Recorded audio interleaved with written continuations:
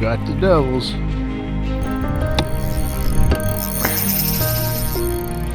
Clear, near invisible in the water, so the fish can't see any line going to the bait.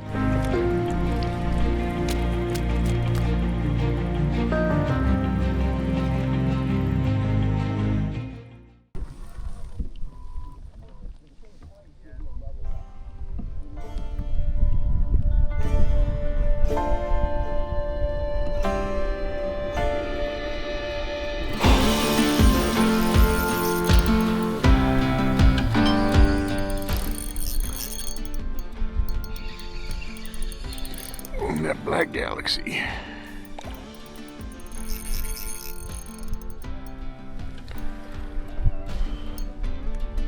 A smaller one.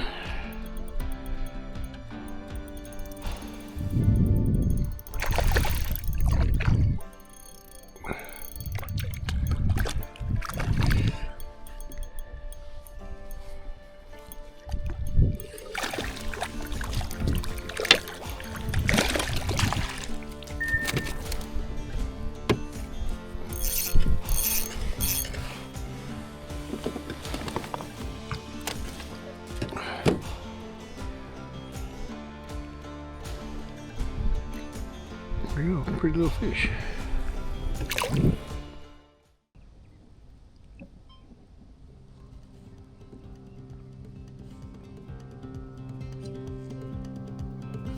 Oh. Yeah. There we go.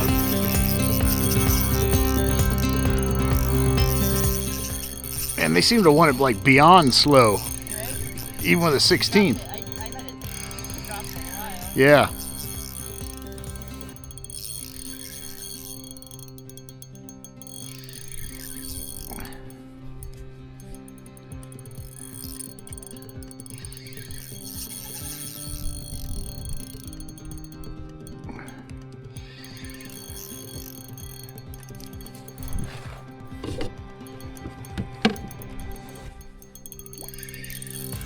And he's all wrapped up.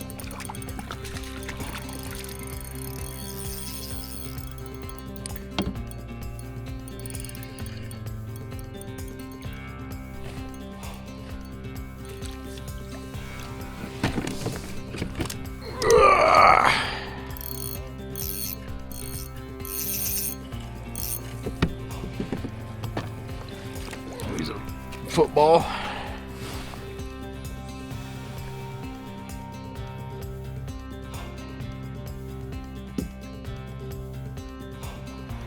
Go. Looking fish. All right, ladies and gents, I want to take a quick break from the action to show you what's going on out there. I'm going to start with the rod and reel I'm using out there. This here is an ultralight spinning rod. It's a 7'6" in length. This happens to be a Katana custom rod. It's what I like to call a moderate fast action. It's got a real stiff backbone and a kind of a whippy tip. Your faster action rods will have more of a stiffer tip, and your moderate ones have a lot of whip to them. This one's kind of in the middle and the best of both worlds. This is also one of the newer Katanas. It's a split grip.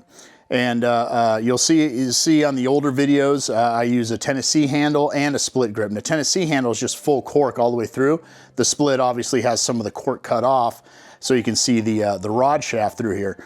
There really is no difference in the way each rod fishes. It just comes down to personal preference, and it makes this thing a hair lighter than the Tennessee handle. But nothing you can even notice when you're handling the rod. So it's just something cool. I like to have split grips for mini jigs and throwing ball head minnows. And then I prefer the Tennessee handle for heavier baits like your drop shot and your spoons and maybe jerk baits and that kind of thing. But that's the only difference. So when you're looking into a rod, whether you get a split grip or a full handle or a Tennessee handle, that's really the only difference. It's just kind of a feel thing and a preference thing. So don't worry too much about that. And for a reel, I have a 1000 series reel on here. This is a Shimano Vanquish 1000 SSSP. Very, very nice reel. It's very expensive. This whole setup is quite spendy, but you can get out to the water and fish these techniques with budget gear. You don't have to spend a whole bunch of money. I just obviously fish a lot and do the show, so I want to get the top end best I can get, and this is really the best combo I've found out there. Absolutely love it. But if you want to get out there and give it a try, all you need is a 1000 series reel and an ultralight spinning rod, preferably 7'6" in length. Because that really helps, those extra inches really help with the casting distance and putting good action onto the baits. Now for line, I have on here a Sinister Strand premium fiber braid in 4-pound, and I run that up to a double uni knot and tie on a liter of fluorocarbon, which is also Sinister Strand fluorocarbon in 4-pound. And the reason for that is obviously this line has color to it. So you want the fluorocarbon, which is much clearer, near invisible in the water, so the fish can't see any line going to the bait. And there are times, especially when you're in very clear water, that if they see line going to the bait, it could turn the fish off. So it's always good to have a fluorocarbon leader. And another reason why you need a leader is a little shock absorption. Braid is awesome line, but there is zero stretch to it. It has no stretch at all. And the fluorocarbon doesn't have a lot of stretch, but it has a little bit. So it does help when that big fish will hit this jig and puts a lot of pressure on that line.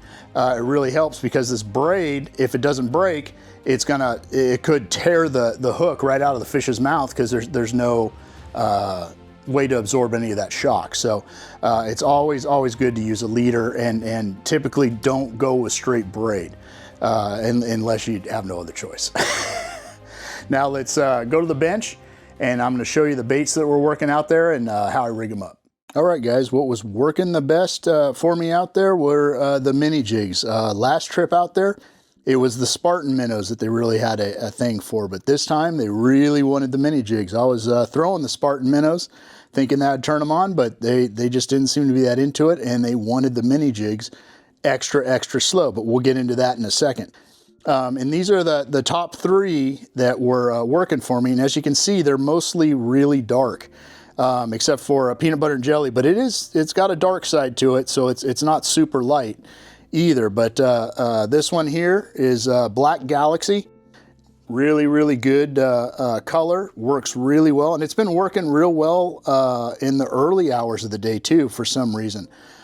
Typically I fish lights in the mornings, but if they aren't biting, I've been throwing on Galaxy, and it's been working. So really strange behavior lately out of these trout, especially in SoCal. The next one is a classic El Diablo. Call this one the closer. This one works really well everywhere. It's a great color. Works anywhere from here to the Sierras to Montana. Really good color, and in all water conditions. This one here is peanut butter jelly. I was using this at the end of the day, which you'll see in a minute. And this color, especially in the Spartan minnow, works really well for me at Lundy Lake up in the Eastern Sierra. I don't know why, but I just have the best luck with this color at Lundy. And as you can see, it obviously caught fish at Silverwood. It catches fish here too, but for whatever reason, I just do very well with PB&J out at Lundy. And what you put inside these is 2 different size weights that you typically use, these jig weights. And this one here is a 1/16 ounce, and this is a 1/32. Obviously the 1/32 is the smaller one. Typically in Southern California, you're gonna use your 1/32. It's lighter, so it's easier to fish shallow water, because most of the lakes here in SoCal aren't deep water lakes. The 16th is a typical size that we really use like when it gets windy, you're in deeper water. Like in the Eastern Sierra, there's lots of wind, lots of deep water, a lot of lakes are glacial. So the 16th is what we normally use. But on this day out at Silverwood and some other days, they seem to like the 16th, the heavier one, fish real close to the bottom. For some reason that really fires them up, even if we're in fairly shallow water. So I'll show you how you rig up these jigs, and there's 2 ways to do it. The original way is to start with the skirt and slide this eye inside the skirt real carefully, and carefully guide it up so the eye doesn't tear the rubber of the jig. And then you just use your thumb and push on the eye, and it's all set up like that. Another way to do it, some guys call it speed loading, And this way is cool because you can be tied on to your line and change out your jig colors. So you make a hole on the side because when you're making your hole with the hook, you want where that eye is gonna pop out. So you don't wanna do it in the very top. You wanna do it up near the top by the side. And there's already a hole there from the eyelet. So you slide it in very carefully without repuncturing it. Get the hook through the skirt. And then you carefully push the rubber over the lead head and pull it back. And there you go. So if you want to change it out, you just carefully pull back this rubber and expose that lead head and carefully slide it out. And then you can put another color on. And as you can see, your jig is just fine. It's got a little tiny hole, but it basically seals up and you can reuse that. And that's all there is to it. All right, so what was happening out there and how did I eventually get on the fish? Because that day was very, very tough. It started off, it took me a few hours before I even got bit.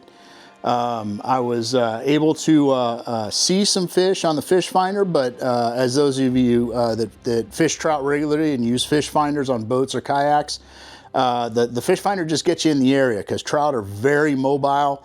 They don't really set up on a spot. So you see some fish, you think they're trout, and as soon as you stop, the screen's completely blank. They moved somewhere else. So you still got to look for them. So what I'm doing is started off with a 16th ounce mini jig, fishing it near the bottom at Silverwood. That seems to be the way they tend to like it this time of year.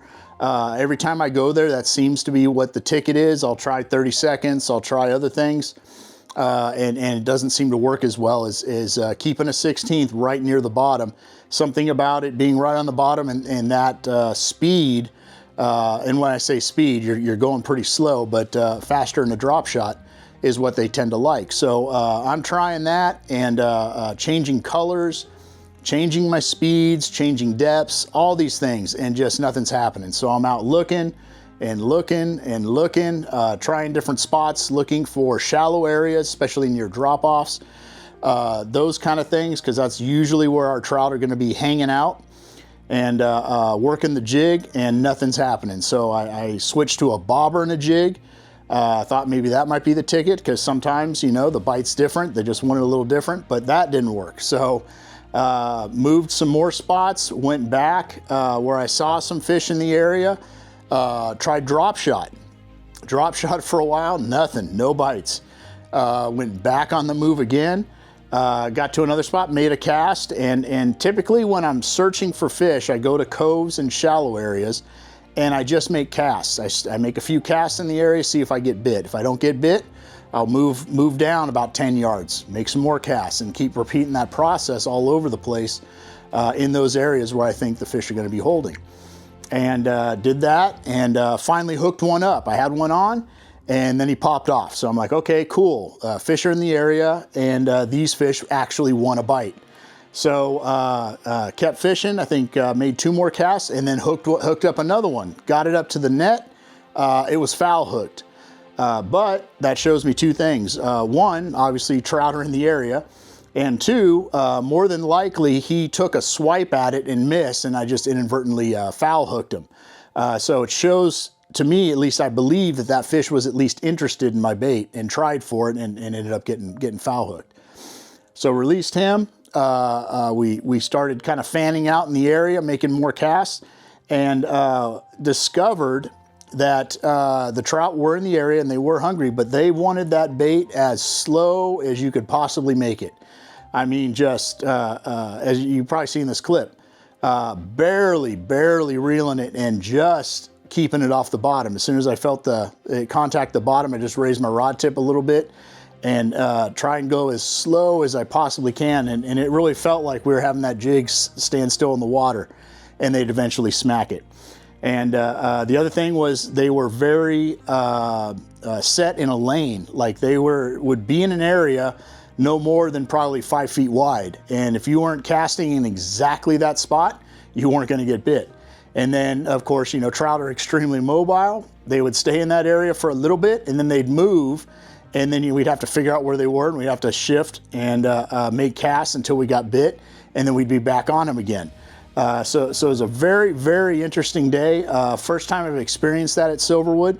One thing I noticed using the fish finders is typically when I'm out there and there's a lot of trout in the water, I will usually see some really large contacts just outside the coves, which I suspect are big striper feeding on the trout. And this time I didn't see any of that. So maybe the striper weren't up for feeding that day, and the trout were just behaving differently. They had maybe a little bit more real estate to play with, so they're kind of doing their own thing.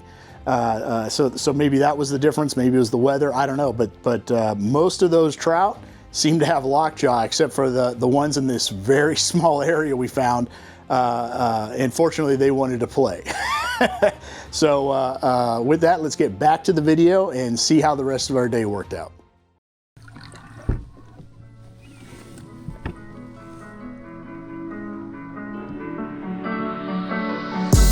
There we go. Said El Diabs. Oh, he's jumping. I thought I lost him. Come here, dummy. No, jig. Got the doubles.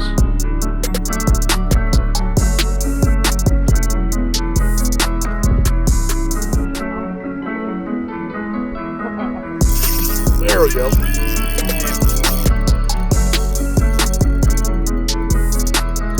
Little dudes are teasing me forever.